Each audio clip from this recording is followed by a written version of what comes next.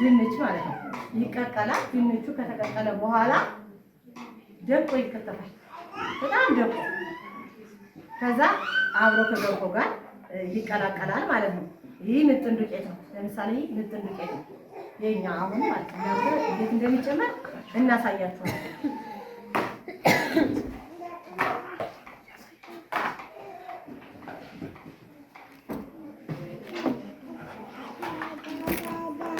እነዚህ ምጥን ዱቄት ነው የተዘጋጀ ነው። ስለዚህ ከ3 እጅ እህል ዘርና 1 እጅ የጥራጥሬ ብለን አዘጋጀን ማለት ነው። ካዘጋጀን በኋላ ገንፎውን ከማገንፋታችን በፊት እነዚህ ነገሮች እናበስላለን።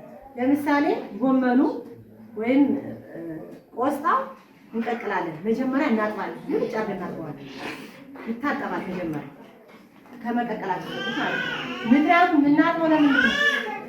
የምንቀቅለው ውሃ ማገንፊያ ስለምንጠቀምበት ምንቀቅለው የተቀቀለው ውሃ አይደፋም።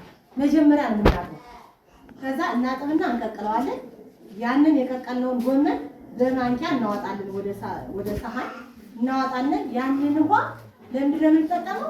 አሁን ለምሳሌ አሁን ጾም ነው አይደል? ጾም ስለሆነ ወተት አንጨምርበት። ስለማንጨምርበት በምን እናገነፋዋለን? በአትክልቱ ውሃ ማለት ነው። ስለዚህ ያንን የአትክልቱን ውሃ ለማገንፊያ እንጠቀምበታለን ማለት ነው። ከዛ በኋላ ገንፎውን እያገነፋን ሲል ምናበለጽገው ምንጨምርባቸው አትክልቶች አሉ። ለምሳሌ ጎመን፣ የቆስጣ አለ። ቆስጣውን መብሰል የጀመረ እናስገባና እናገነፋለን። ከዛ ደግሞ ድንቹ ይቀቀልና ድንቹ ይገባል። ከዛ ካሮቱ ይገባል። ከዛ ቲማቲሙ ይገባል። ይህ ማለት ጾም ካልሆነ ምን እናስገባበታለን? እንቁላል ብለናል። ወተት ማድረግ እንችላለን። ከዛ ደግሞ ይሄን ካገነፋን በኋላ መጨረሻ ላይ ምን እናደርግበታለን?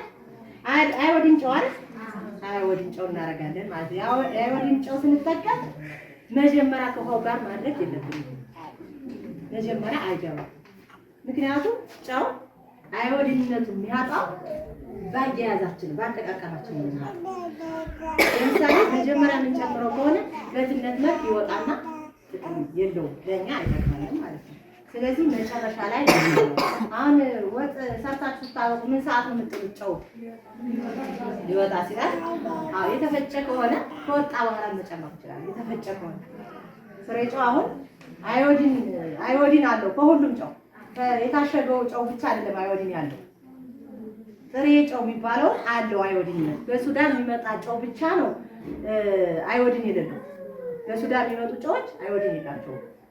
በዚህ ግን ተመርምሮ ነው የሚመጣው ጨው እንትን አይወዲንነት አለው ማለት ነው። ስለዚህ ያንን ግን ፀሐይ ላይ የምናሰጣው ከሆነ አይወዲንነቱ በትነት መልክ ያጣል።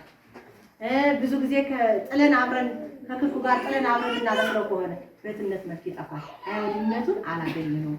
ስለዚህ ገንፎ ከሰራን በኋላ ወይም ደግሞ ሌላ ምግብ አዘጋጅተን ከጨረስን በኋላ ስናዋጣው ጨው እንጥላለን ማለት ነው።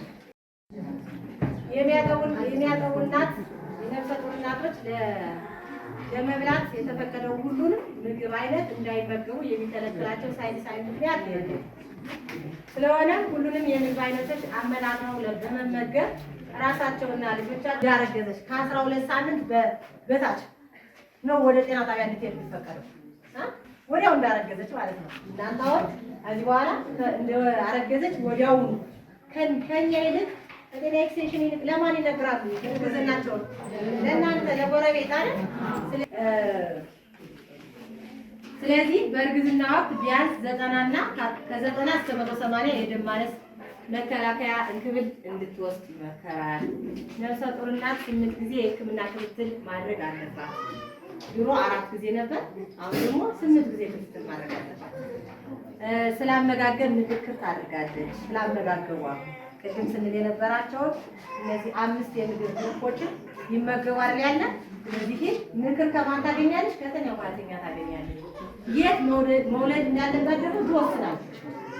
የመጨረሻ ጊዜዋ ሲደርስ የ8ኛው ቀጠሯ ጊዜ ደግሞ የት ነው የምትወልጂው? ምናልባት አንዳንድ ልጆች ደግሞ በተለይ እነዚህ አዲስ ተጋቢዎች ከሆኑ